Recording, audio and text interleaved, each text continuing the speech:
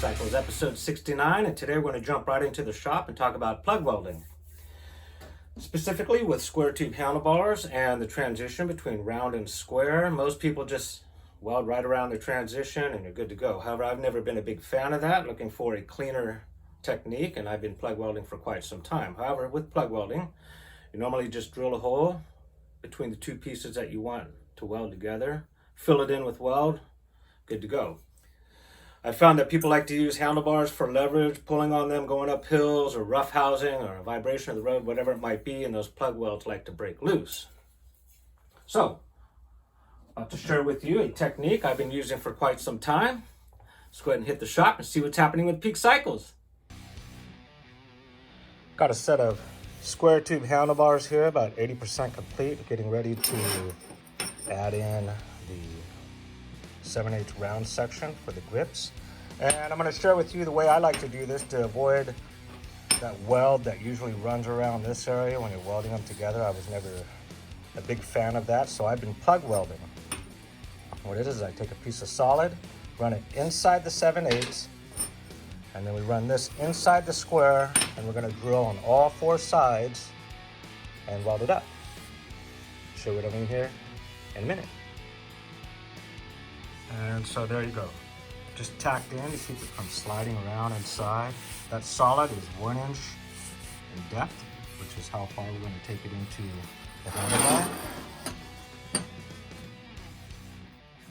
Do it like that.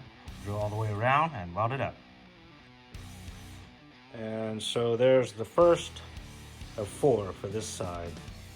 You can see I've penetrated into the solid about, I don't know, probably about 1/4 inch. I'm going to fill that up with weld and repeat. So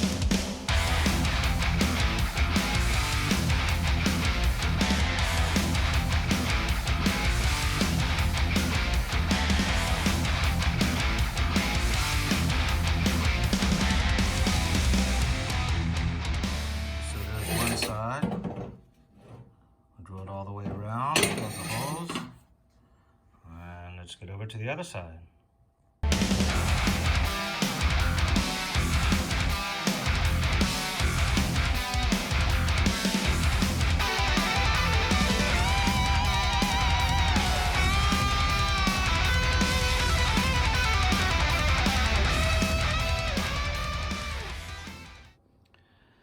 Both sides welded in, and now we're going to grind it smooth and do our best to make it look like this here. I already did the base around the stem area, the same process. Drill it all the way around, plug weld it, grind it smooth. Let's keep it moving.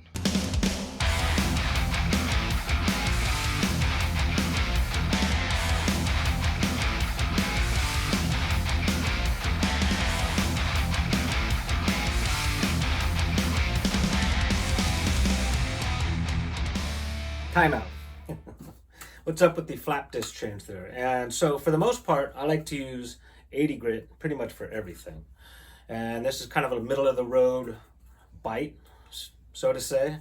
And no matter how good you are floating that flap disc back and forth, flap discs like to leave lines or grooves. You can see the transition of where you stop versus the area that you didn't touch. So what I like to do is once I get done using this, which is more worn. I don't like to use a brand new disc when I'm doing my grinding. So I like to use one that's a little more worn out. And once you get it where you want, that switch right there is I take a brand new one and I float over it, just feathering so that those grooves go away and everything blends. So if you take a look at the bars, after I run the brand new one over, you'll see I do the same thing with round tube and everything. Once this disc stops doing what it needs to do, it turns into this disc. And then I just rotate them through. Keep it going.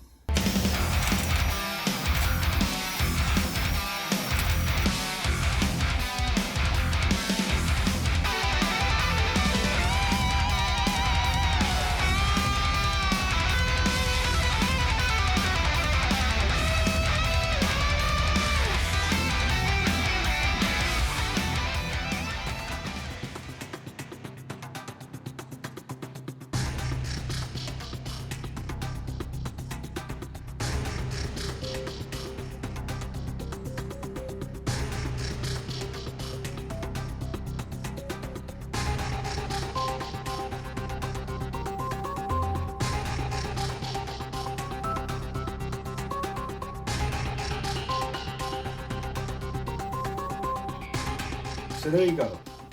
Hopefully you found that useful, and I'm sure you noticed I like to use Diablo flap disc. You can use whatever you want.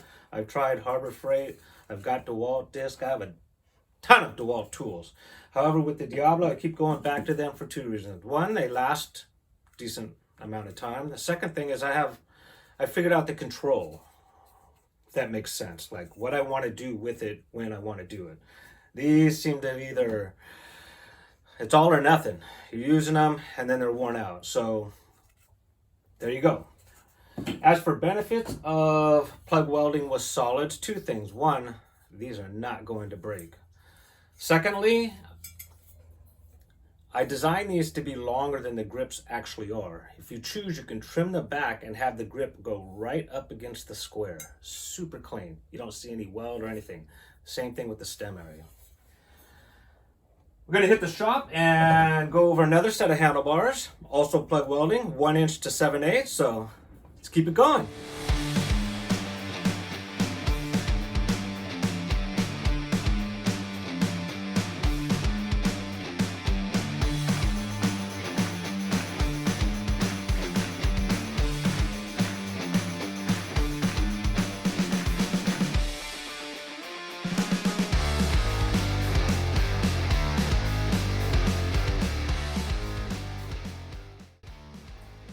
Up next, cap these ends, make them look nice and pretty.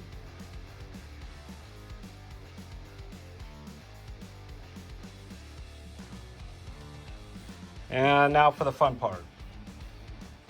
We're going to do a crossbar there. This is actually just a template, first try. So we're going to do a crossbar there and one at the base for the stem. All jigged up. Make do with what you have. Take the magnets and measure from the outside in on each side. That way we know we have the same amount of pullback. Also took the caliper here at the base, ran it all the way up to make sure it's squared and not all skewed. Looking good. Let's go ahead and start cutting up some crossbars. One down and one to go.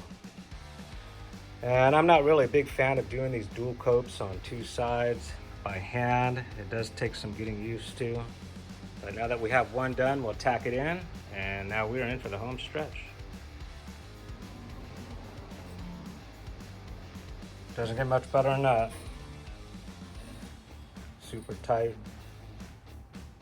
Looks good. Go ahead and weld it up. One last look before we weld it up. And the client did want a bit more pullback than the sample there, so we've achieved that.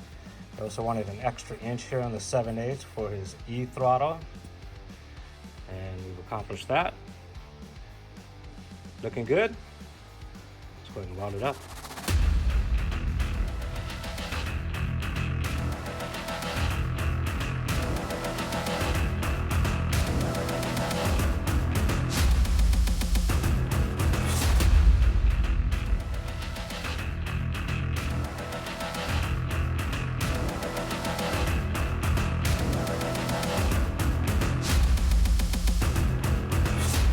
There you go, plug welding.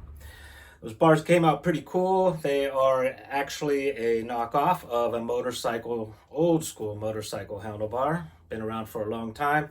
Very pleased with the result, and so is the client. Plug welding was solid. Is it more work? Heck yes it is. Is it worth the strength and overall clean look? Of course it is. Again, if you find these videos useful, please hit the subscribe button. Greatly appreciated. That's pretty much going to wrap it up. Hope you enjoyed today's version of what's happening at Peak Cycles. Until next time, make it a killer day!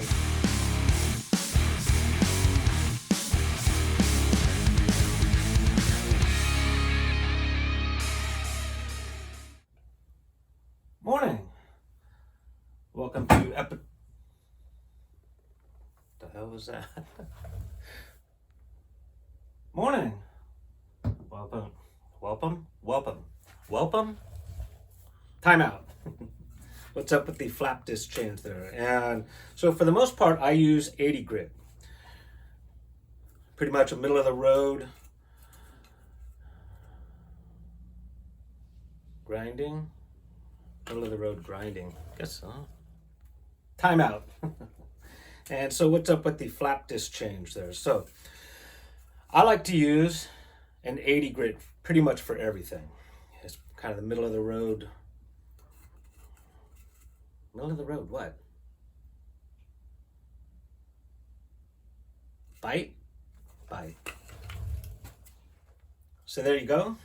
Hope you found that useful. That's it. I designed these longer than they need to be, and if you choose, you can trim them back and have the grips go right up against the square. Super clean. Same thing with the stem area. Whoa.